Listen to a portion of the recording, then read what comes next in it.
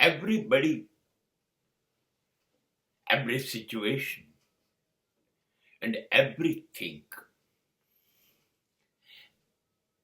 will teach me something in my life. મારું જીવન છે ને એ સતત શીખ્યા કરે છે. કાં તો પરિસ્થિતિ મુજબ કંઈક ઘટના બની એમાંથી હું કંઈક શીખી લઉં છું, અને કાં તો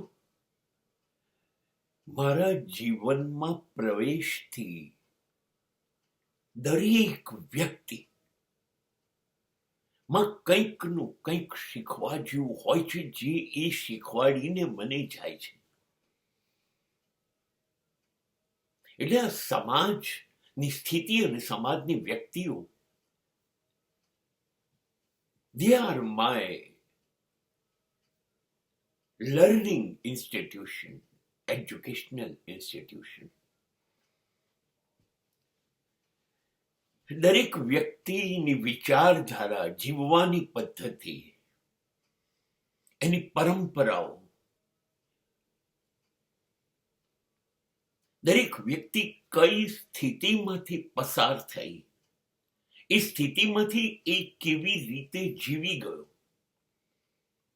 all these things will teach me. હું કશું બોલતો નથી, હું એને જોયા કરું છું, એને સાંભળું છું, હું એને અનુભવું છું, અને પછી એમાંથી શીખેલો છું કે આ ઘટના બને તો આવું કરી શકાય.